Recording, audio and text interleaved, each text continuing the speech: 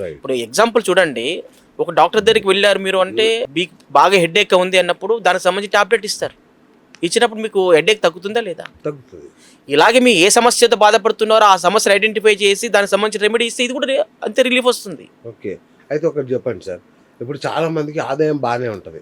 అవును. End of the day చేతిలో చిల్లి గవ్వ మిగలదు. ఖర్చు ఖర్చు ఖర్చు అట్లా అయిపోతూ ఉంటుంది. అవును. సో ఇట్లాంటి వాళ్ళకి ఇంట్లో ఏ ఎనర్జీ లోపంలో ఉన్నట్టు, ఏ ఏ దిక్కున లోపం ఉన్నట్టు?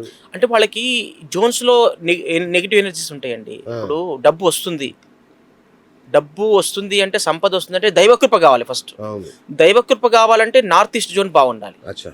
ఓకే. దైవకృప ఉంటేనే వాళ్ళకి డబ్బు వస్తుంది, వ్యాపారం బాగా సాగుతుంది. అలాగా సౌత్ ఈస్ట్ జోన్ ఏంటంటే అక్కడ డబ్బు ప్రవాహము ఉండాలి అంటే డబ్బు రావాలి విపరీతంగా ఇంట్లోకి అన్నప్పుడు మనకి సౌత్ ఈస్ట్ జోన్ బాగుండాలి. ఓకే. ఆ సౌత్ ఈస్ట్ జోన్ లోపం అయితే డబ్బు నిలబడదు. ఇంకోటి ఏంటంటే సౌత్ ఈస్ట్తో పాటు సౌత్ వెస్ట్ జోన్ కూడా బాగుండాలి. సౌత్ వెస్ట్ జోన్ అంటే స్థిరత్వం, డబ్బు నిలకడగా. మనం ఇప్పుడు మామూలుగా బీరో ఎక్కడ పెడతారండి? సౌత్ వెస్ట్ జోన్లో పెడతారు. నార్త్ ఓపెన్ చేసేటట్లుగా సౌత్ వెస్ట్ జోన్లో బీరో పెడతారు. అయితే అది స్థిరత్వం, డబ్బు స్థిరంగా ఉండడానికి ఆ జోన్ మనం ఉపయోగిస్తాం. దీంతో పాటు కుబేరుని యొక్క అనుగ్రహం ఉండాలి, నార్త్ జోన్ బాగుండాలి. ఇలా ఆ డైరెక్షన్స్ లోపం వల్ల కూడా ఏ ఒక అన్ని దిక్కులు చెప్పారు, అన్ని బాగుండాలన్నట్టు. అంటే అంతే కదా మరి. వాస్తు ఏంటంటే ఇంటర్లింక్ ఉంటుంది. ఇప్పుడు శరీరం అవయవాలన్నీ కూడా చక్రంగా నడవాలంటే అన్ని అవయవాలు పనిచేస్తారు కానీ శరీరం బాగా నడుస్తుంది. ఇప్పుడు మీ చెవులు ఇప్పుడు నేను చెప్పింది వినాలంటే చెవులు బాగుండాలి, నన్ను చూడాలంటే మీ కళ్ళు బాగుండాలి, మీరు మంచి మాట్లాడాలంటే మీ నోరు బాగుండాలి, మీ హావభావాలు వ్యక్తపరచాలంటే చేతులు కాళ్ళు కదలాలి. మరి మీరు ఆరోగ్యంగా ఉండాలంటే అన్ని అవయవాలు బాగుంటేనే కదా మీ యొక్క ఏదైనా పని చేయగలుగుతారు. అలాగే ఇంట్లో అంత వాస్తు బాగుంటే అన్ని ఎనర్జీస్ ఉంటేనే అంతా కూడా చక్కగా మనం అనుకున్నట్టు సాధించగలుగుతాం. సో ఏ మూలన చెడిపోయింది ఏంటనేది ఆర్ఆర్ తో చేయొచ్చు. వాళ్ళ ప్లాన్ చూసిన తర్వాత కూడా మనం కన్స్ట్రక్షన్ లోపాలుగా ఉండడం వల్ల కూడా ఏం జరుగుతుంది, దానికి ఎట్లా సరి చేయాలనేటటువంటిది కూడా మనం దీంట్లో చేయొచ్చు వాస్తుపరంగా. Right sir. అట్లాగే పడక గది వాస్తుకు ఈ దానికి కూడా లింక్ ఉంటుందా? ప్రతి దానికి లింక్ ఉంటుందండి. ప్రతి దానికి లింకు లేకుండా ఏది లేదు శరీరంలో. కొట్లాడుకుంటూ ఉంటారు. అవును.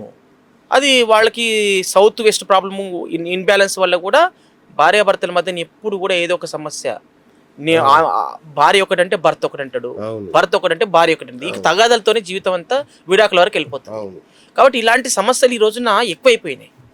అంటే ఓపికలు నశించిపోయినాయి జనాల్లో. దానికి తోడు వాస్తుపరమైనటువంటి దోషాలు ఉన్నప్పుడు తొందరగా వాటి యొక్క ప్రభావం చూపుతుంది వాళ్ళ మీద. కాబట్టి ఇలా అనేక సమస్యలు మనిషికి మానసిక ప్రశాంతత లేకుండా చేస్తున్నాయి. దానికి కారణము వాస్తు అనుకోవచ్చు, దైనందిన జీవితంలో గ్రహస్థితులు అనుకోవచ్చు, వాళ్ళ కర్మఫలం కూడా అనుకోవచ్చు. కాబట్టి దీన్ని సరిచేయడానికి అనేకమైనటువంటి యంత్ర శాస్త్రాన్ని కూడా వాటికి ఏది కావాలి, సరైనటువంటి వే ఏంటి, ఏ మంత్రం చదువుకుంటే భార్యాభర్తలు అనుకూలంగా ఉంటారు, ఏ తంత్రం చేస్తే వాళ్ళు భార్యాభర్తలు కలిసి ఉంటారు, లేకపోతే అసలు వాళ్ళు విడిపోయే వాళ్ళైనా కలిసే ఉండే వాళ్ళైనా, కలిసి ఉన్నా కూడా గొడవలు అవుతున్నాయా, విడిపోయే వాళ్ళు ఉంటే నా దగ్గరికి వస్తే మీరు విడిపోతారని చెప్పొచ్చు.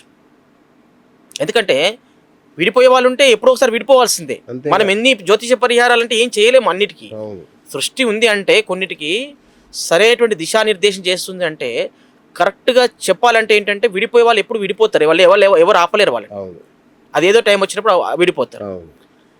ఎన్ని గొడవలు పట్టే కలిసి ఉన్న వాళ్ళు ఎప్పుడు కలిసే ఉంటారు. వాళ్ళు గొడవలు పడతారు, మళ్ళీ కలిసి ఒక దగ్గరికి అవుతుంటారు. ఇట్లా అనేక రకాలమైనటువంటి పద్ధతుల్లో మనుషులు ఈ రోజున ఉంటుంటారు.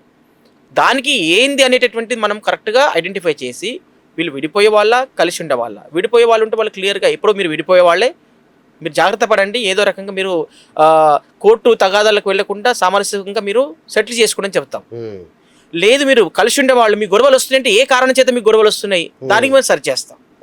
ఇట్లా ఏ రకంగా వాళ్ళు ఏ సమస్యలు సఫర్ అవుతున్నారో ఆ సమస్యను పసిగట్టి వాళ్ళకు సరైనటువంటి దిశానిర్దేశం చేసేటటువంటి సైంటిఫిక్ మెథడు, వైదిక పద్ధతిలో జ్యోతిష్యము, వాస్తు రెండు పద్ధతుల్లో కూడా అనాలిసిస్ చేసి ఏ పద్ధతుల్లో వీళ్ళు చేస్తే వీళ్ళకి సరైనటువంటి పరిహారం దొరుకుతుంది, వీళ్ళు సాటిస్ఫాక్షన్ అవుతారనేటటువంటిది రెండు రకాలుగా చూసి వాళ్ళకు మనం న్యాయం చేస్తున్నాం అనమాట. సూపర్. ఇంకొకటి సార్, చాలా మందికి ఆర్థిక కష్టాలు, ఆరోగ్య నష్టాలు అనేవి మనం చూస్తూనే ఉన్నాం. సో అంటే ఇంట్లో పెట్టకూడని ప్లేస్లో ఏదైనా వస్తువు పెడితే ఇట్లాంటి పరిస్థితి వస్తుందా? అవును.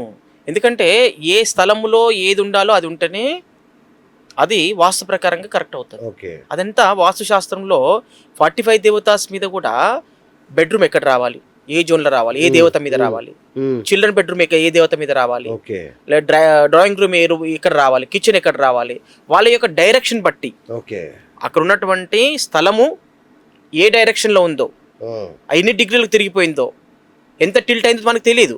కాబట్టి ప్రాపర్గా ఆ స్థలంకి వెళ్ళిన తర్వాత అది చూసాక ఆ లొకేషన్ బట్టి అది ఏ స్థలంలో ఏముండాలో కట్టుకునే వాళ్ళకైతే ఇల్లు కట్టుకొని ఉన్న వాళ్ళకేమో అపార్ట్మెంట్లో ఫ్లాట్ అయినా లేకపోతే ఇండిపెండెంట్ హౌస్ అయినా కట్టుకొని ఉన్న వాళ్ళకేమో ఏమి సరి చేసుకోవాలో చెప్తాము. లేదు నూతనంగా గృహాన్ని నిర్మించుకుంటున్నప్పుడు వాళ్ళకు నూతనంగా ప్లాన్ ఏ పద్ధతి ప్రకారం ఇవ్వాలనేటువంటిది ఎలాంటి దోషాలు లేకుండా ముందే ప్లాన్ ఇస్తాం.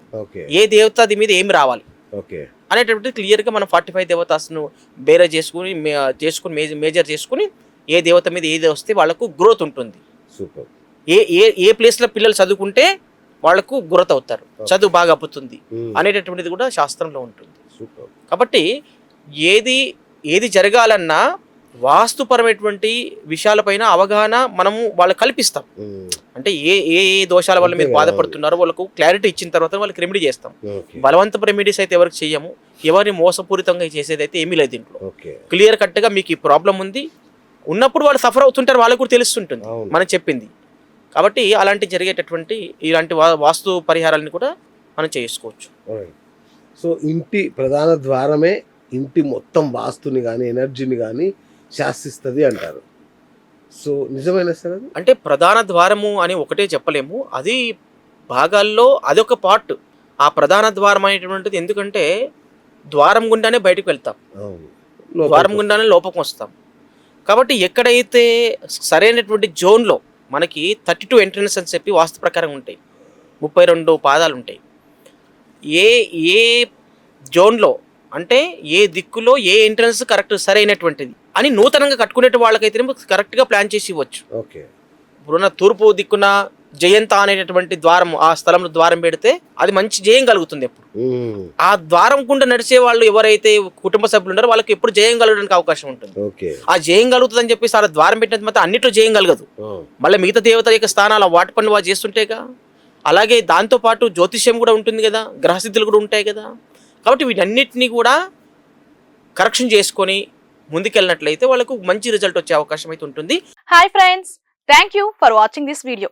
ఈ వీడియో కనుక మీకు నచ్చినట్లయితే దయచేసి లైక్ చేయండి, షేర్ చేయండి. ముఖ్యంగా మా ఛానల్ 24/7 న్యూస్ టీవీని సబ్స్క్రైబ్ చేసుకోండి.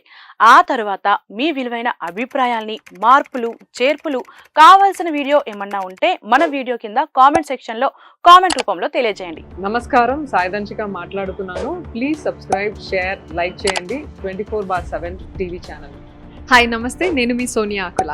Please subscribe to 24/7 news TV. Hi అండి, అందరికీ నమస్తే. నేను Mankota Prasad. Please do subscribe 24/7 news TV. Political, entertainment and infotainment updates కోసం like, share, subscribe 24/7 news TV.